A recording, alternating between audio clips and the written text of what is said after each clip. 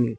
Some part could be borne by the promoter as well, who wants the exit if it is offer for sale, and if it is not offer for sale, and if it is offer for public, then yes, it needs to be adjusted from the security payment, and it needs to be borne by the company, you can say.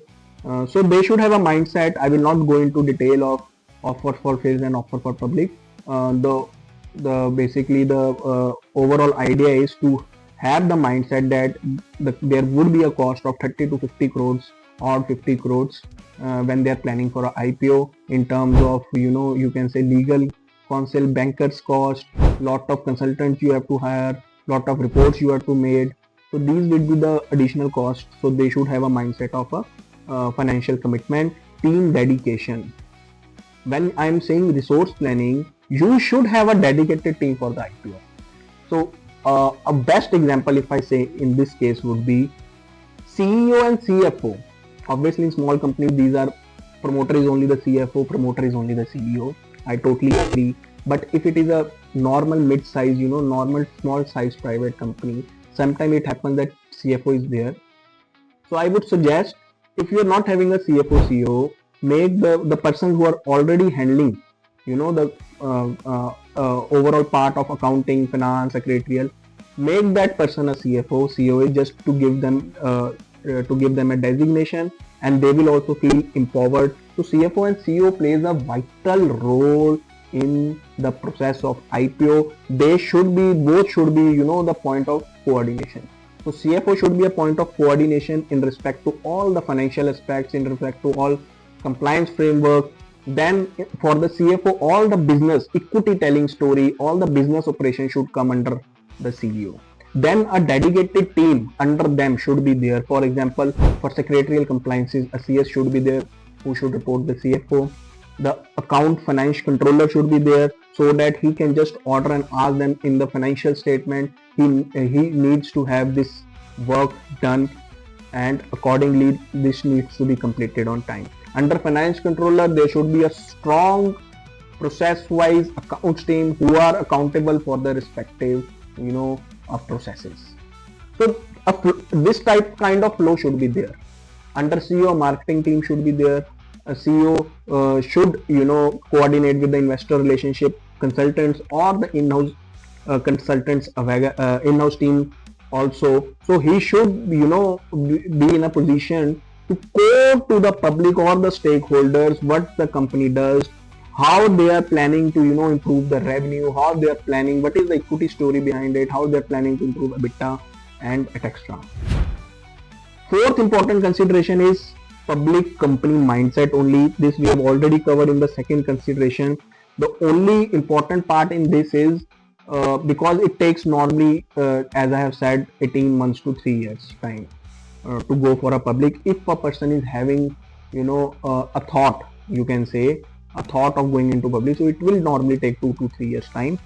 So at the initial stage only, if they change their mindset that it is a public company, so it's get very easier at a later stage.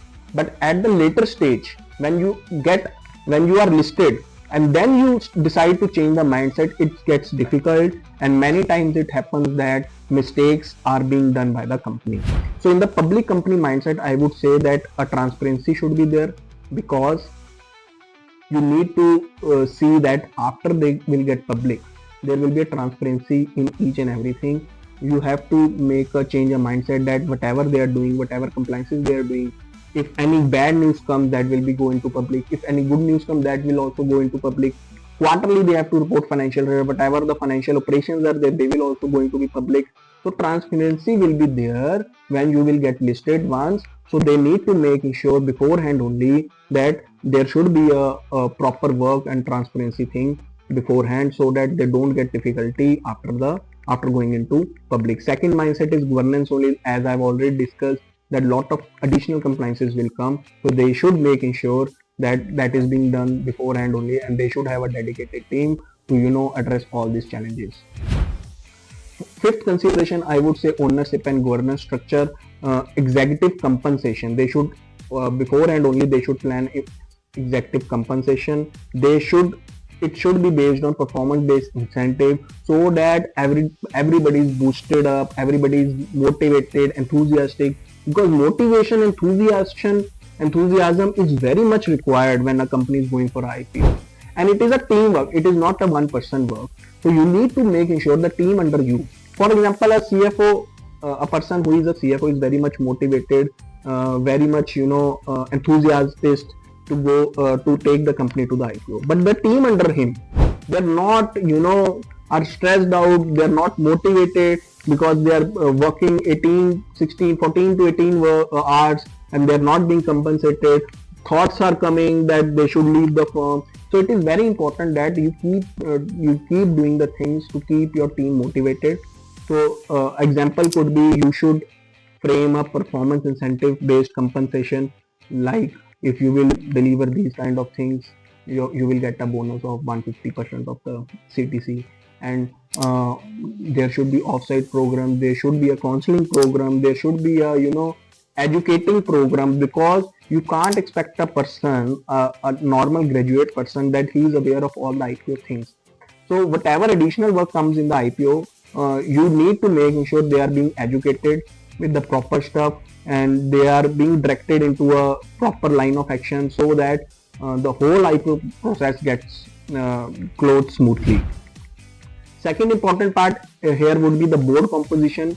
You need to plan it before, because independent committees will be formed before the IPO. That is a SEBI LODR requirement. So you should keep in mind that independent directors will come into the board. 2-3 independent directors, there is a a minimum requirement in the SEBI LODR. I'm just taking example, like for example 2-3 independent directors will also come. They will see the results, financial positions. So you need to give the comfort to them also. So make a planning beforehand only to whom they hire as an independent director, and they should form the CSR committee would be there, remuneration committee would be there, and audit committee will be there, stakeholder committee will be there. So they need to form committees through board of directors. So make a plan in an initial phase only, who would be the best person to take on the board, so that they can contribute to the performance of the company as well, and which can be helpful after the IPO. So if they are planning at an initial stage only, you will obviously get good results. Seventh is building your advisory team. So I would like to know the public that the 4-5 things which are very important in this process is, the first one are investor bankers. So they are the key persons, advisory team, who will guide the company, how to run the whole IPO process, who will go with the company for the road shows, who will involved in the valuations of the shares. So each and every thing is run by the investment banks only. So there could be 2 banks as well, there could be 3 bankers as well, there could be 10 investor bankers as well, but the lead banker will be 1. So in a normal IPO size of 500 to 100,000 crore, if I say 2 banks are sufficient, one will be the lead banker, one will be the co-banker who will be supporting him.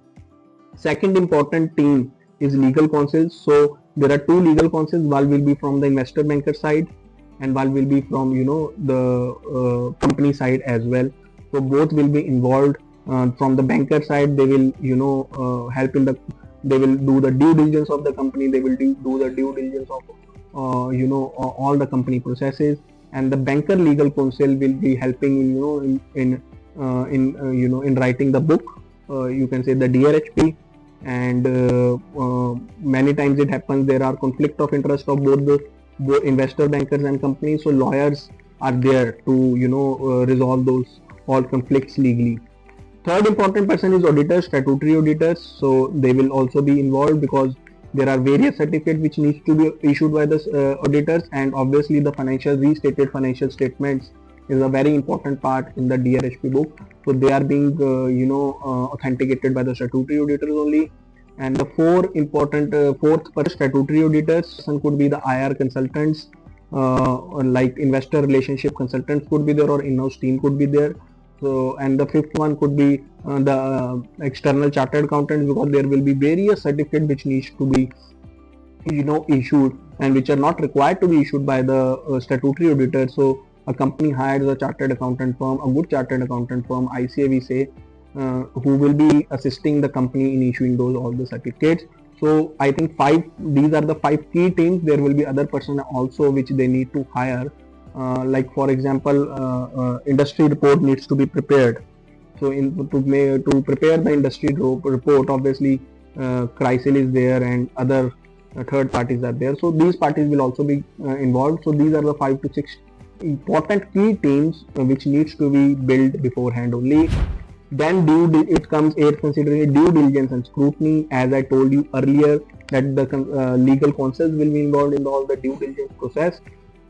So making sure that process gets smoothly and the company is able to give the comfort to the consultants, lawyers, legal counsels that all things are good, fine. That's why I've said that if beforehand only, if their company is having a robust documentation and robust compliance framework and robust control framework as well, then this due diligence process gets very smoothly and it is very easy for the company to get it closed, because this process is very important. Because if they in the due diligence, if they find anything, then it will be very difficult for the company to avoid that thing in the DRHP. But if they correct beforehand only, before due diligence, and they are having the good documentation in regard to all the processes, so it will be very easy for the company to close this due diligence process.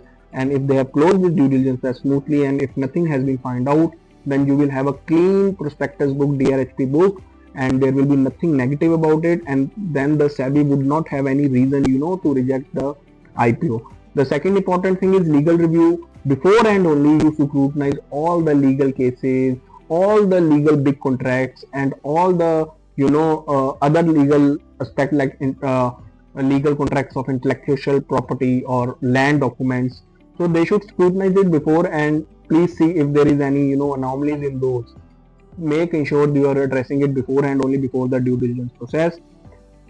I am saying about scrutiny of contracts and litigation part because if there is a major litigation which has not been reported in the financial statement, the lawyers will be reviewing the legal all these contracts, all the legal pending cases tracker. So please making sure you are showing all the legal cases. Many times it happens that many legal cases has been skipped in the tracker. So making sure you are having the complete list and making sure you are disclosing those litigations through in the financial statement as well, through making a provision or through contingent liability. That is a separate topic of accounting, but making sure you are disclosing the complete list of litigations. And also keep in mind, if there is a material litigation and the amount is very huge, then it could be a bottleneck at a later stage. So try to close that litigation beforehand only, before going into I would say giving a thought of IPO. It's better to to close that litigation beforehand, because many times I have seen that a material litigation, a material amount have been a bottleneck for many companies, due to which they are being stopped to go for the IPO. The third important part in this would be the professional assessment, validation of all the business processes system. This I think we have already discussed in the topic of internal control financial reporting, internal control framework, So all the business processes, operational processes should also be streamlined. There should be a proper documentation, flow chart documenting this part. So this would really help the companies to making it streamlined. Then a strategic valuation. If we see the past numbers, and this is all the past numbers, we have seen 60% of the IPOs are overvalued, 30% are undervalued, and normally 3 to 5x of the revenue is the overall valuation of the company. So these are the things a company can think beforehand and see how they can make a good story to have the good valuations in hand. So these are very important key considerations.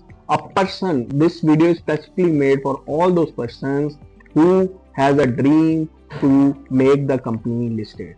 I remember when I became a chartered accountant, I was having a thought to run a company and having a dream to get listed, but obviously I got into a job, so I didn't get a chance. But obviously in the future, still my vision in my vision, this dream is still there. So at least I am now aware of it, which are the processes through which I can make the things streamlined and to make this IPO story a success.